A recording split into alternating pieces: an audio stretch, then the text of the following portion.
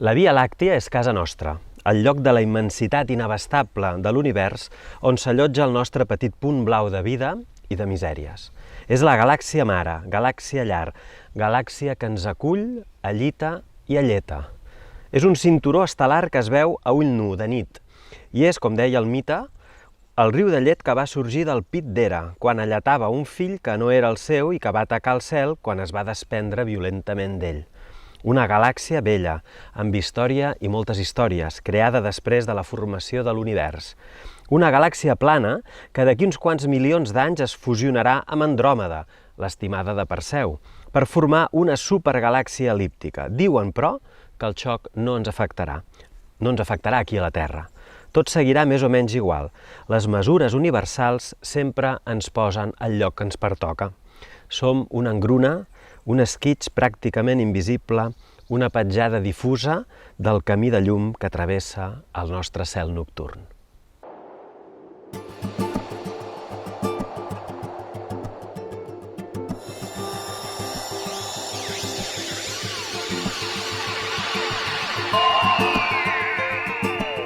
La veu còsmica.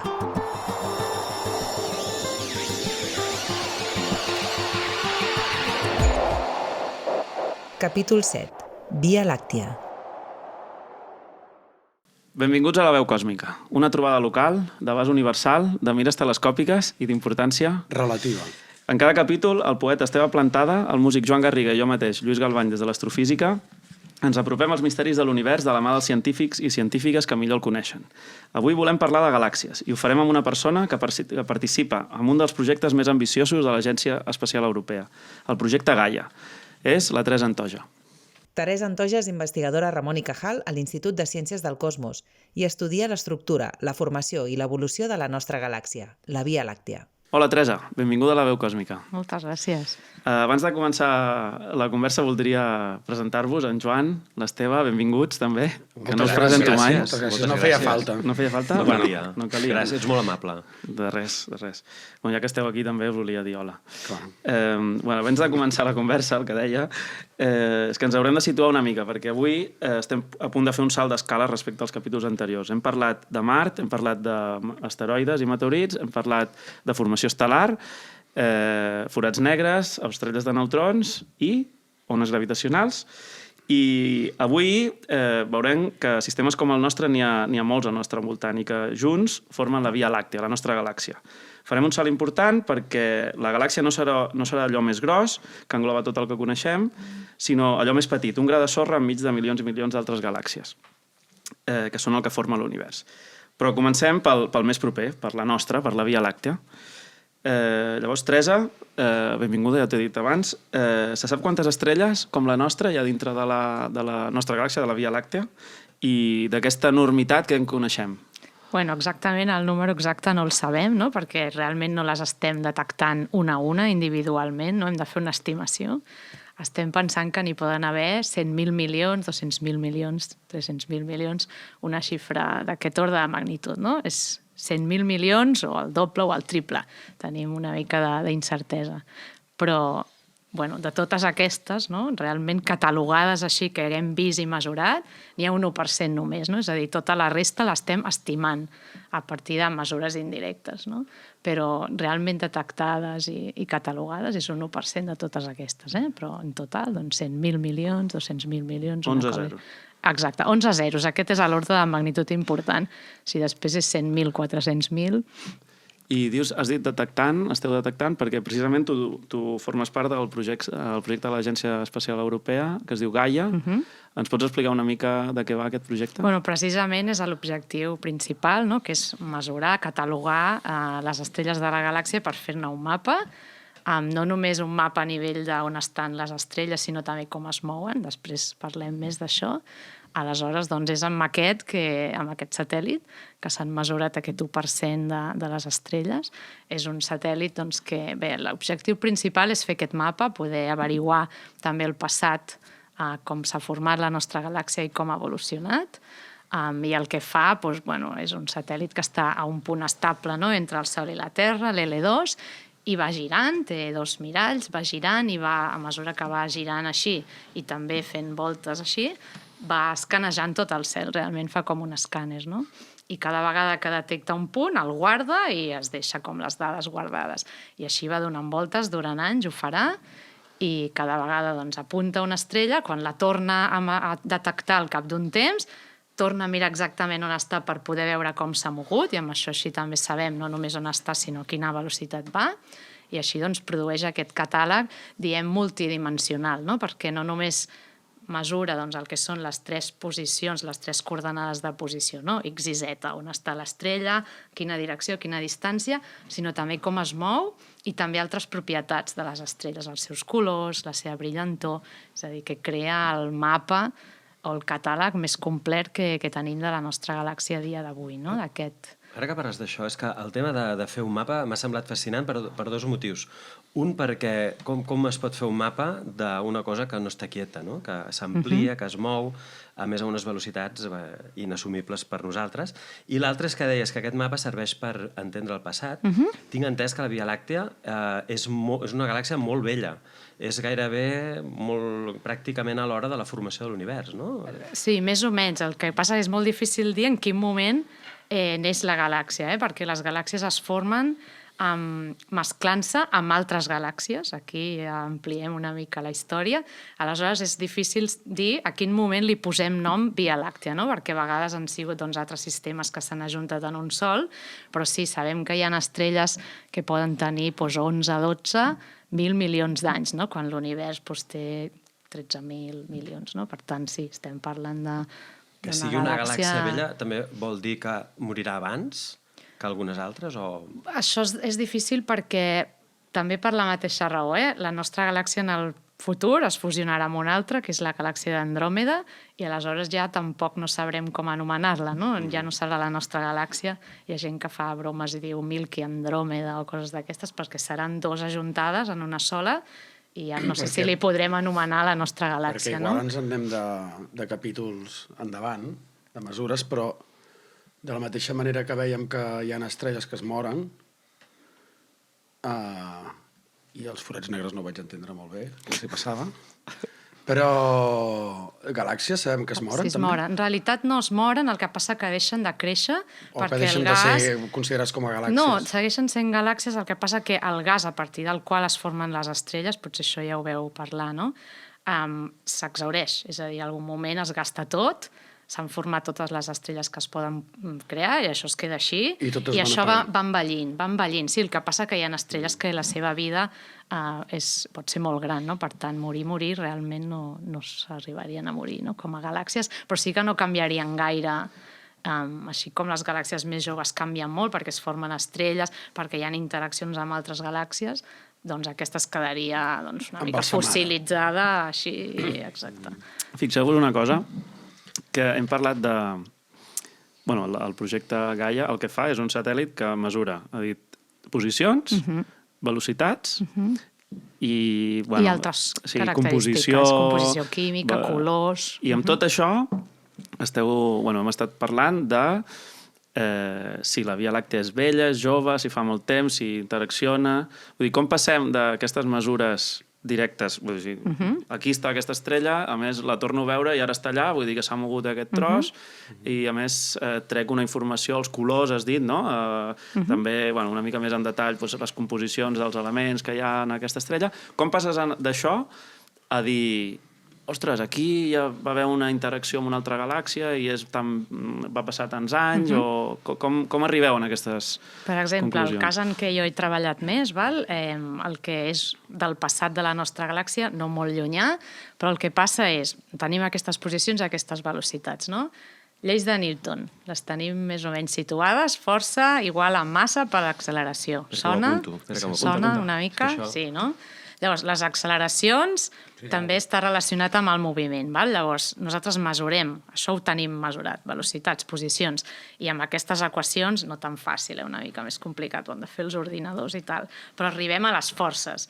Llavors, les forces són el que ha anat actuant a sobre d'aquestes estrelles de la nostra galàxia, no?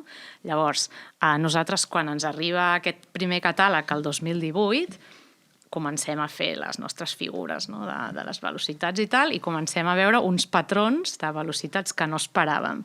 Nosaltres a la galàxia, en teoria, mira, la galàxia és molt semblant a una d'aquestes galetes que t'estàs menjant, la part que hi ha estrelles, perquè després hi ha una matèria fosca que doncs, no ho sabem ben bé. A dins de la galàxia. Per tota, englobant la galàxia. Englobant, Sí. al voltant. Al voltant. Com el plat. No, perquè seria més esfèric, ja, seria com un halo rodó. Val? Deixa'm que torni aquí. Sí, perquè això en parlarem la setmana que ve. Això és un altre programa És extra. el següent programa, de Mira, fet, doncs l'estructura a gran perquè, escala. clar, és que això Sí. dona per molt. Anem a mirar la part de les estrelles, que més o menys estaria així com en aquesta galeta, val? I totes les estrelles estan més o menys donant voltes al voltant del centre, mentre donen voltes fan una mica també d'oscil·lacions amunt i avall i endavant i endarrere, bueno, però la idea és aquesta. Nosaltres agafem, fem unes figures, llavors veiem que allà hi ha uns patrons que no responen al que esperaríem, el que jo us acabo d'explicar, no? Llavors aquí hem d'intentar pensar, bueno, què passa, no?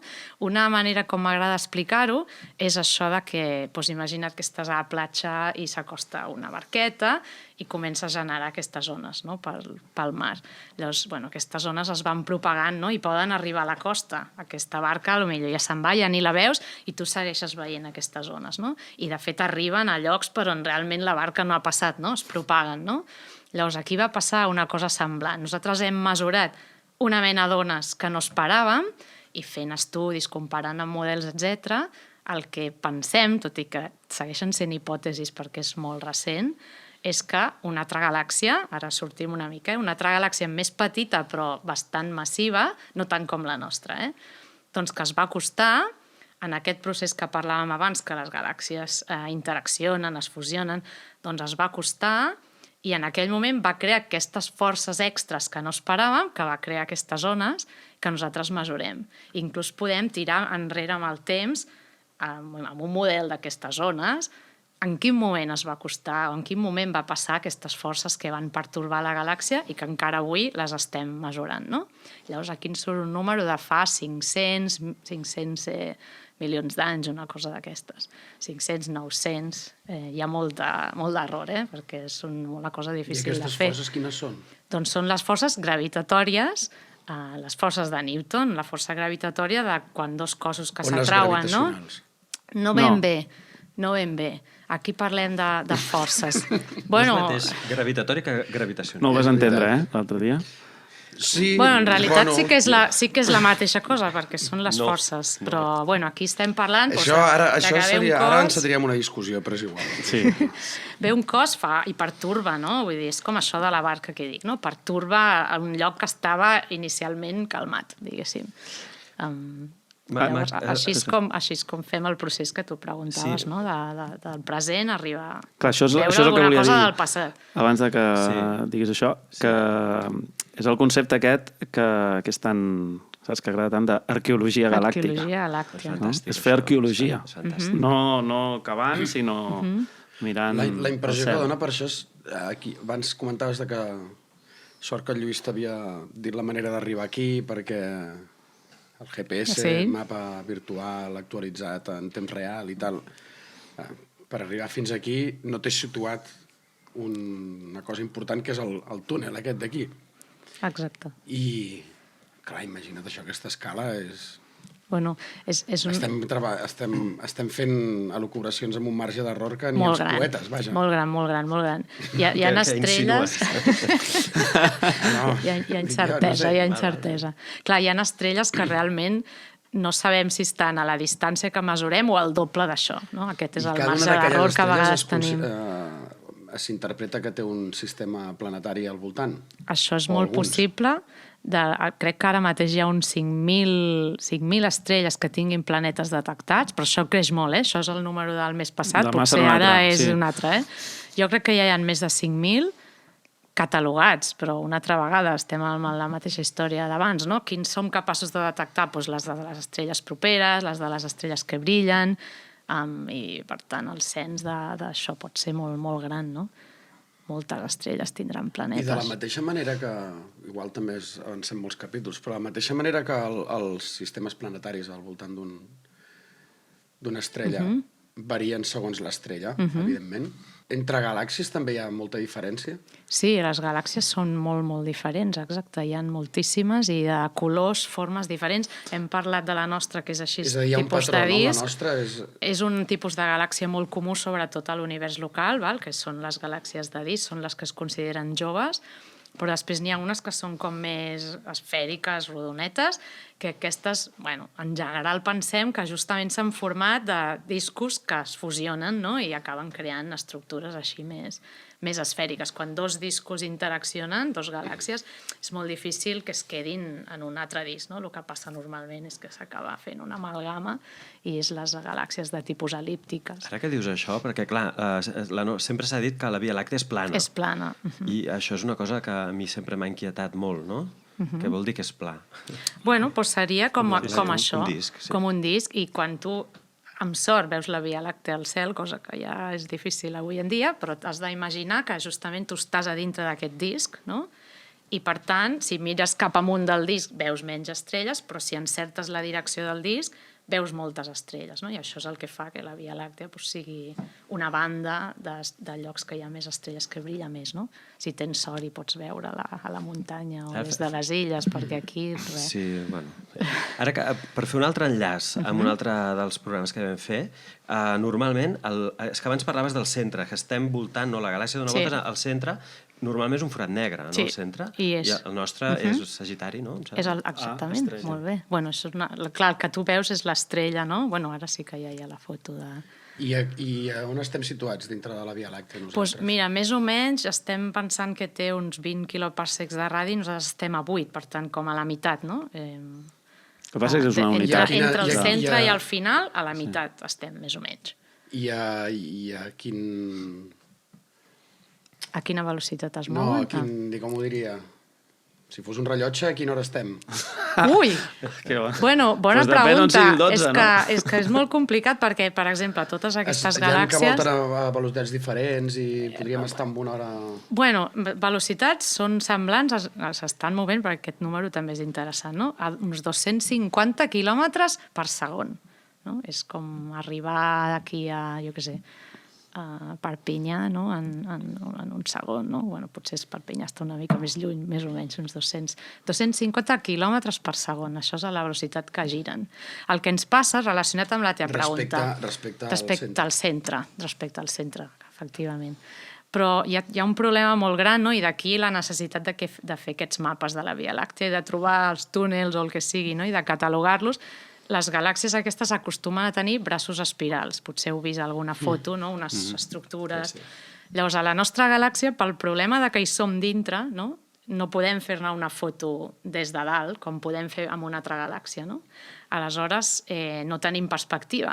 I, per exemple, encara estem discutint, ara no fa gaire, vam anar a un míting només dedicat a això, no? Quants braços té la nostra galàxia i de quin tipus són, i on està el Sol en aquest esquema dels braços. Una mica a l'hora que tu deies, bueno, on està? Estem més a prop d'un braç, de l'altre, quants n'hi ha realment? 2, 4, molts, molt dèbils, això no ho sabem encara, no? Som molt ignorants de la nostra galàxia per aquests problemes de perspectiva, de ser-hi dintre, com quan estàs dintre un bosc, intentar-se fer una idea de la forma que té el bosc, doncs si no te'l recorres d'un lloc a l'altre, impossible, no? Només mesurant els arbres que tens a prop, serà difícil, no?, fer-te aquesta idea, doncs això és el que ens passa a nosaltres, mentre que una galàxia externa la podem fotografiar i la veiem sencera, no? I justament, això que parlaves de la perspectiva, no és només que estàs dintre dels arbres, sinó, bueno, en el cas aquest del bosc, sinó que els troncs no et deixen veure els arbres de darrere. I en el nostre cas, el disc, que veiem al cel, no aquí, però a alguns puestos, no ens deixa veure la meitat de l'altra meitat de la galàxia. Exacte, no? Perquè hi ha estrelles i perquè hi ha pols i gas, com si hi hagués boira al bosc, igual, no? O sigui, a més estem en una situació de boira al bosc. Tu tens gas per allà i pols que tapa el que hi ha darrere, no? Perquè absorbeix molta de la llum que ve del darrere. És a dir, sí, el tema de perspectiva. I observem el forat negre des d'aquí? Sí, això primer es va veure per com es movien les estrelles del voltant, no? I ara ja hi ha una foto, no?, d'això, però... Però així nosaltres observem, no? No, a més, no no l'observem des d'aquí, Està fet segur que no en interferometria no es veu. Uns prismàtics. Per això que deia, per la boira aquesta... Quan veus la Via Làctea al cel es veu aquesta com núvols. Exacte. I això és pols i aquests, allò que vam parlar, els núvols aquells moleculars i pols. I just cap al centre és on n'hi ha més i tot, no? Precisament.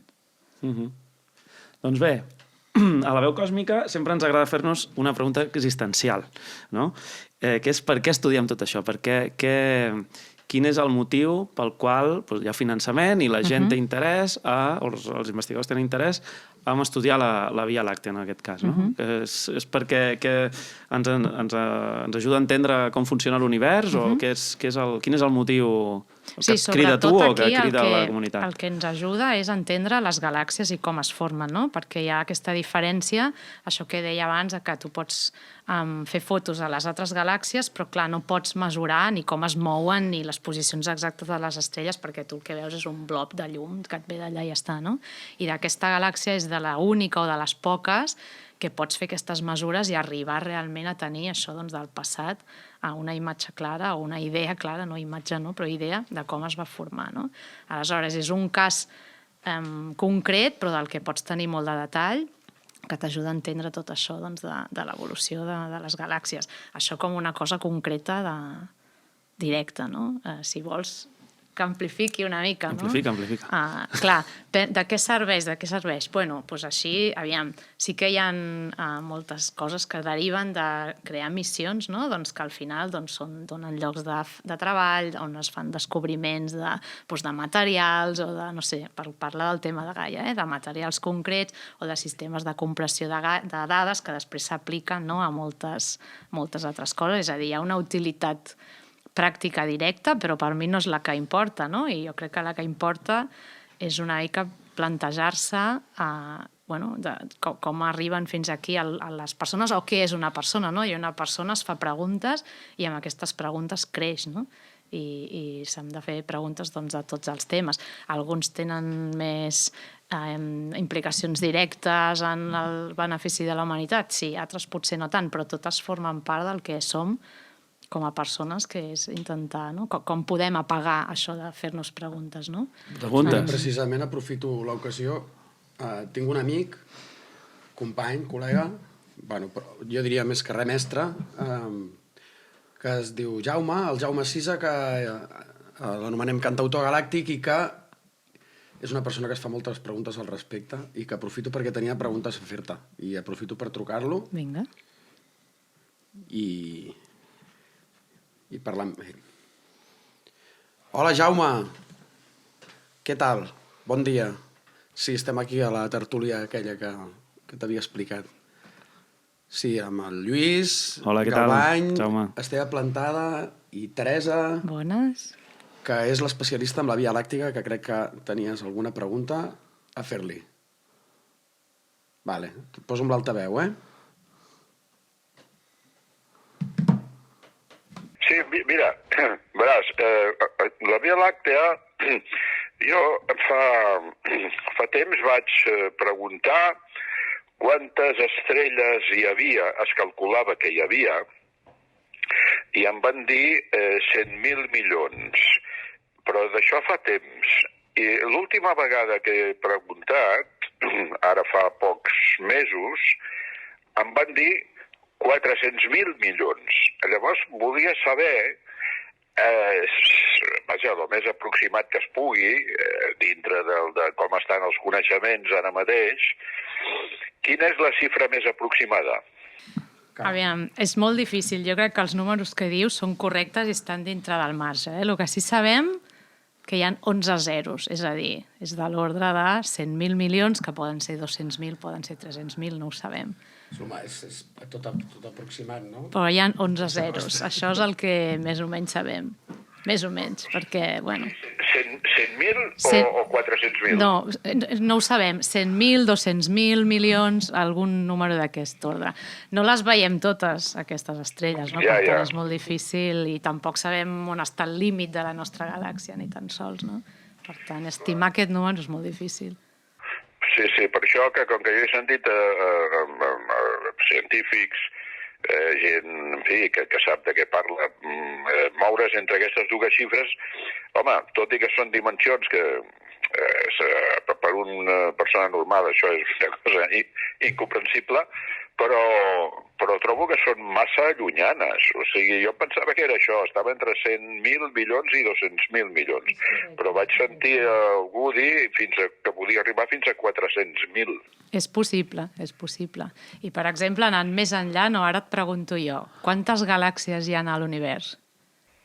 Bueno, diuen que tantes com estrelles hi ha a la galàxia. Pues segurament un 0 més, i aquí encara hi ha més incertesa, perquè és un 0 més o 2 zeros més. Per tant, estem parlant o de 1.000 milions o de 10.000 milions, és que realment no ho sabem, no?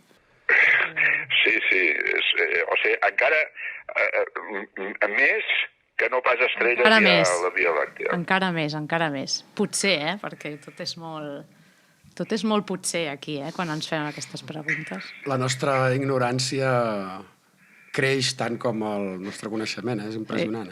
Tal qual. Molt bé. De fet, sí, com més preguntes et fas, més en surten, en la majoria de casos, no?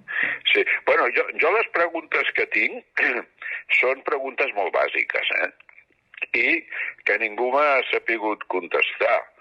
Per exemple, què hi havia abans del Big Bang? Ostres, això és molt difícil. Nostre senyor. Molt fàcil. Això ja ho deia el Pau Riba, no? Que sempre acaba traient el capet, no? Darrere de la pregunta. O Nostra Senyora, no sabem. Nostra Senyora, això estaria millor. I després, tinc una altra, que és allà on suposem, no? Perquè tampoc ho podem comprovar, on s'acaba l'univers, diguéssim que l'univers es veu que s'expandeix, no? Bé. Això diuen. I va ocupant espai. No, això no és correcte.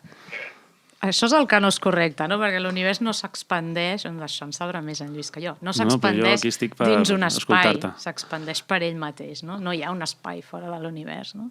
L'espai és l'univers. Per tant, s'expandeix, però no creix dins de cap altre lloc, o almenys cap altre lloc que puguem concebre com a espai, com concebem les persones, no? El que està clar és que no ho concebem. No ho concebem gaire. El que concebem és la pregunta del Jaume, però... No, la pregunta era que li vaig fer una vegada, precisament, amb un professor d'astrofísica, li vaig preguntar, allà on no hi ha espai, què hi ha? I em va dir, aquesta pregunta no es pot fer. I en tot cas la resposta seria infinit. O res, no? És que... Sí. Sí, efectivament. Què hi ha on no hi ha? No es pot contestar. Podem dir que aquí Esteve és on xoca precisament les ciències i les lletres, perquè ho responen tan tranquil·lament i per un lletraferit com tu això no té ni solta ni volta. Clar, és que per una persona lletres l'absolut és inabastable. No podem tendir mai a respostes així, no?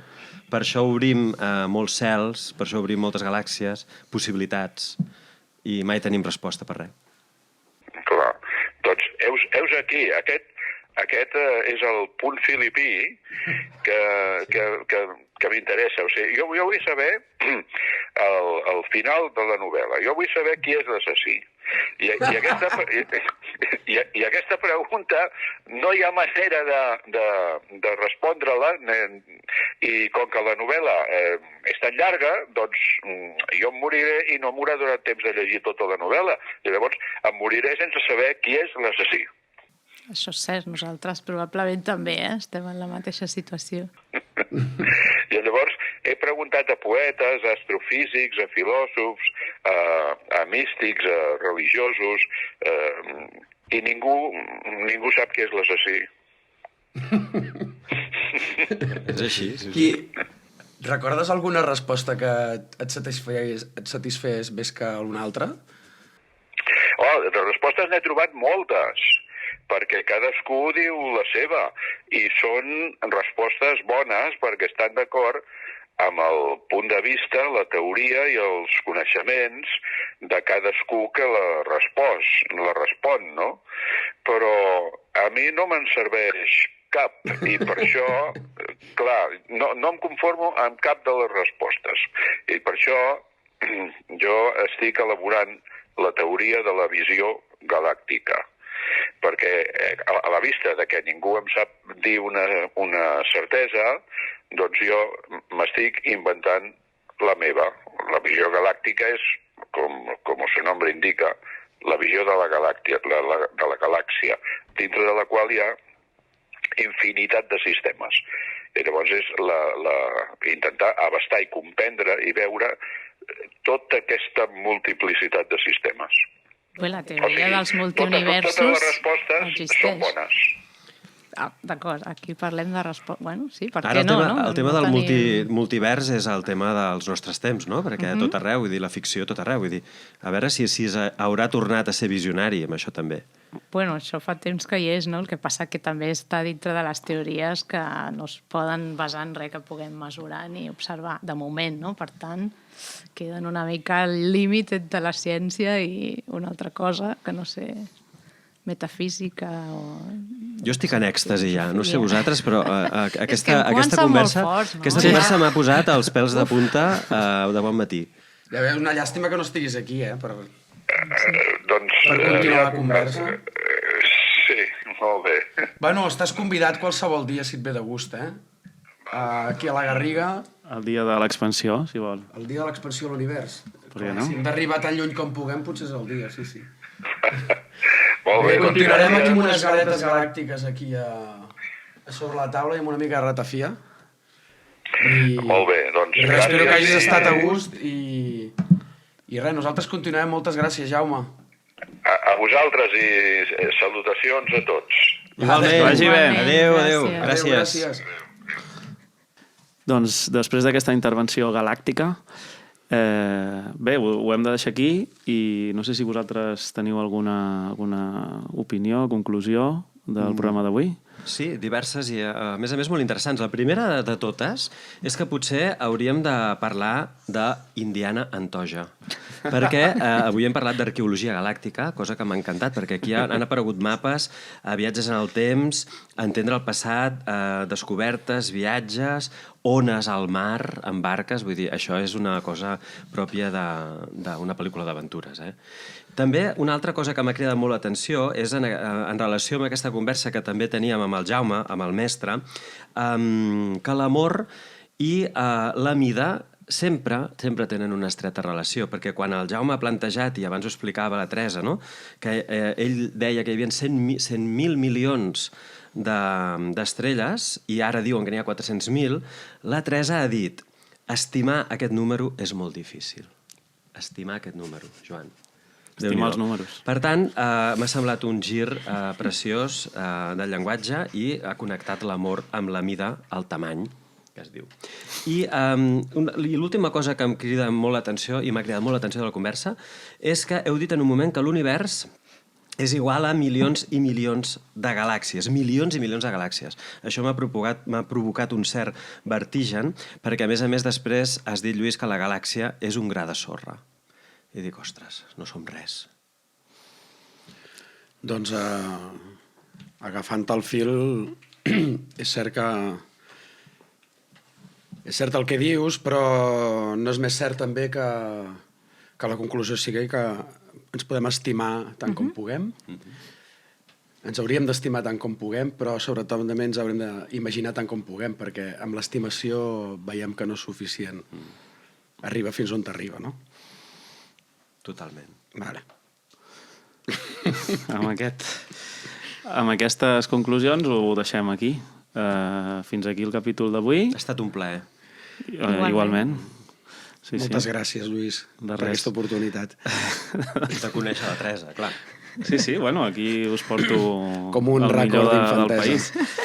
Doncs fins aquí el capítol de la veu còsmica d'avui. Recordeu que ens podeu trobar aquest i altres capítols als llocs habituals, a YouTube, a Spotify, a iVox, i ens acomiadem avui amb una interpretació d'en Joan sobre el tema d'avui, la Via Làctea.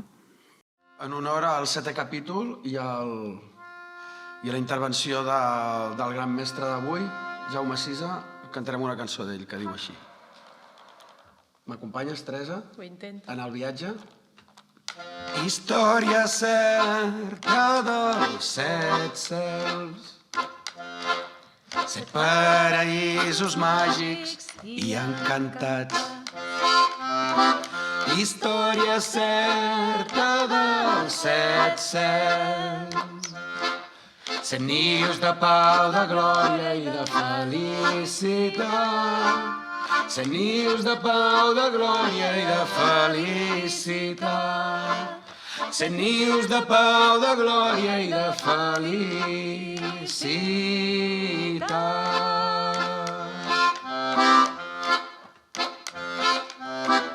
El primer cel és inventat, el primer gran invent de la terrestritat. I el segon cel imaginat, en una nit d'estiu a la vora del mar. En una nit d'estiu a la vora del mar.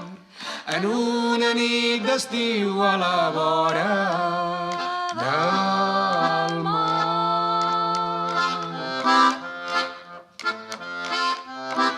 El tercer cel dins d'un mirall reflexa les imatges d'un món ignorat. I el quart cel és irreal, com un oasi verd en un desert estrany. Com un oasi verd en un desert estrany. Com un oasi verd en un desert estrany.